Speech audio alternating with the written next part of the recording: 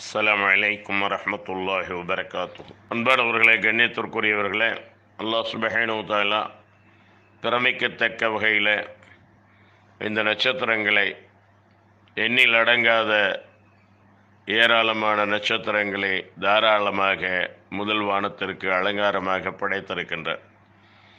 இன்னும் நட்சத்திரங்கள் பற்றி யூசுப் அலைஹிஸ்ஸலாம் அவர்கள் கண்ட ஒரு கனவை தனது தந்தையிடம் கூறுகிறார்கள்.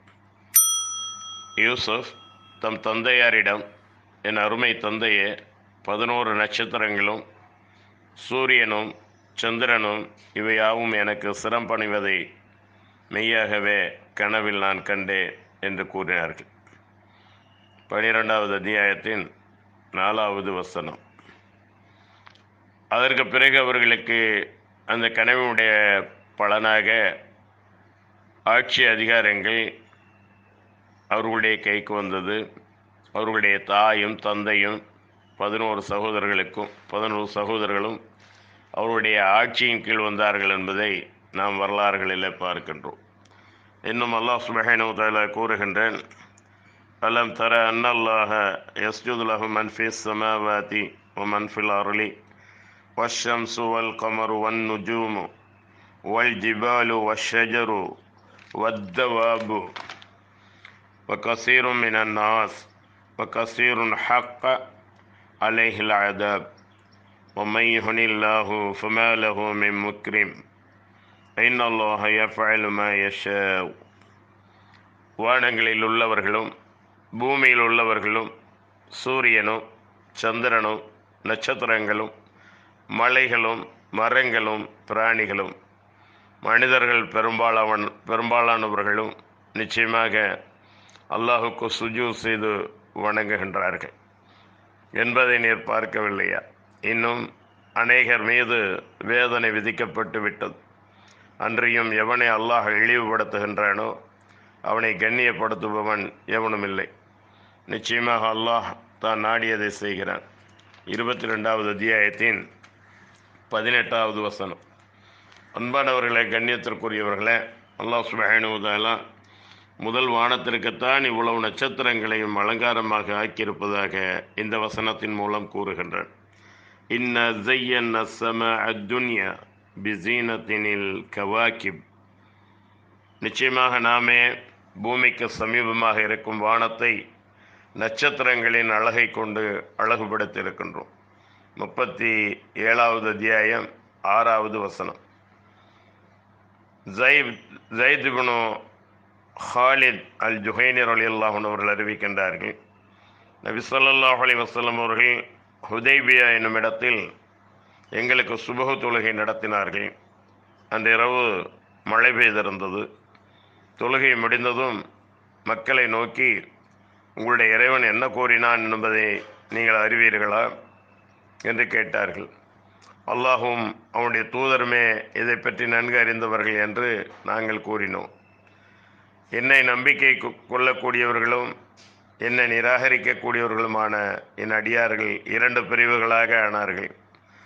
அல்லாஹுவின் கருணையினாலும் அவனுடைய ரஹ்மத்தாலும் நமக்கு மழை பொழிந்தது என கூறுபவர்கள் என்னை நம்பி நட்சத்திரங்களை மறுத்தவர்களாவர். இந்த நட்சத்திரத்தினால்தான் எங்களுக்கு மழை பொழிந்தது என கூறுபவர்கள் என்னை நிராகரித்து நட்சத்திரங்களை நம்பிக்கை கொண்டவர்களாவார்கள் என்று இறைவன் கூறினான் என இறைத்தூதர் ஸல்லல்லாஹு அலைஹி வஸல்லம் அவர்கள் கூறினார்கள். இச்செய்தி சஹீஹுல் புகாரியில் 846வது ஹதீஸாக பதிவு செய்யப்பட்டிருக்கிறது. ஹாரிஸா ரலியல்லாஹு அன்ஹு அவர்கள், அல் கௌசர் என்னும் என்னுடைய தடாகத்தின் விசாலமானது யமனில் உள்ள சனாவிற்கும் மதினாவிற்கும் இடையான தூரமாகும் என்று நபி ஸல்லல்லாஹு அலைஹி வஸல்லம் அவர்கள் கூற கேட்டேன் என்று சொன்னார்கள். அப்போது நபி ஸல்லல்லாஹு அலைஹி வஸல்லம் அவர்கள் கூறியதை நீங்கள் கேட்டீர்களா என வினவினார்கள். அவர்கள் அதற்கு, அல் கௌசர் தடாகத்தில் வைக்கப்பட்டுள்ள கோப்பைகள் நட்சத்திரங்களை போன்று காணப்படும் என நபி ஸல்லல்லாஹு அலைஹி வஸல்லம் அவர்கள் தெரிவித்ததாக சொன்னார்கள். இச்செய்தியும் சஹீஹுல் புகாரியில் 6592வது ஹதீஸாக பதிவு செய்யப்பட்டிருக்கிறது. அன்பானவர்களை, கண்ணியத்திற்குரியவர்களே, அபு மூசா அல் அஸாரி ரலியல்லாஹு அன்ஹு அவர்கள் கூறியதாவது, ஒரு நாள் நாங்கள் அல்லாஹ்வின் தூதர் ஸல்லல்லாஹு அலைஹி வஸல்லம் அவர்களுடன் மாரிபு தொழுகையை தொழுதோம். பிறகு நாம் அல்லாஹ்வின் தூதர் ஸல்லல்லாஹு அலைஹி வஸல்லம் அவர்களுடன் இஸா தொழுகை தொழும் வரை இங்கே பள்ளிவாசலிலே அமர்ந்திருந்தால் நன்றாக இருக்கும் என்று கூறிக்கொண்டு அங்கேயே அமர்ந்திருந்தோம். அப்போது அல்லாஹ்வின் தூதர் ஸல்லல்லாஹு அலைஹி வஸல்லம் அவர்கள் எங்களிடம் வந்து, இங்கேயே இருந்து கொண்டிருக்கிறீர்களா என்று கேட்டார்கள். நாங்கள், அல்லாஹ்வின் தூதரே, நாங்கள் தங்களுடன் மாரிப் தொழுகை தொழுதுவிட்டு பிறகு தங்களுடன் இஷா தொழுகையை தொழும் வரை அமர்ந்திருப்போம் என்று கூறினோம். அல்லாஹ்வின் தூதர் ஸல்லல்லாஹு அலைஹி வஸல்லம் அவர்கள், நீங்கள் செய்தது சரிதான், நல்லதுதான் என்று சொல்லிவிட்டு வானத்தை நோக்கி தன் தலையை உயர்த்தினார்கள். பொதுவாக அல்லாஹ்வின் தூதர் ஸல்லல்லாஹு அலைஹி வஸல்லம் அவர்கள் அதிகமாக வானத்தை நோக்கி தமது தலையை உயர்த்தக்கூடியவர்களாக இருந்தார்கள். பிறகு நட்சத்திரங்கள் வானத்திற்கு பாதுகாப்பாகும். நட்சத்திரங்கள் போய்விட்டால், அகற்றப்பட்டால் வானத்திற்கு வாக்களிக்கப்பட்டது வந்துவிடும். நான் என் தோழர்களுக்கு பாதுகாப்பாவேன், நான் போய்விட்டால் என் தோழர்களுக்கு வாக்களிக்கப்பட்டது வந்துவிடும். என் தோழர்கள் என் சமுதாயத்திற்கு பாதுகாப்பு ஆவார்கள், என் தோழர்கள் போய்விட்டால் என் சமுதாயத்தாருக்கு வாக்களிக்கப்பட்டது வந்துவிடும் என்று கூறினார்கள்.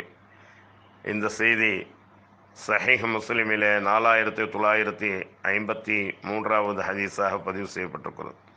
அன்பானவர்களே, கண்ணியத்திற்குரியவர்களே, இன்ஷா அல்லாஹ் இன்னொரு தலைப்பில் நாளை சந்திப்போம். வாஹர் தஅவானா அல்ஹம்துலில்லாஹி ரப்பில் ஆலமீன். அஸ்ஸலாமு அலைக்கும் வரஹ்மத்துல்லாஹி வபரகாத்துஹு.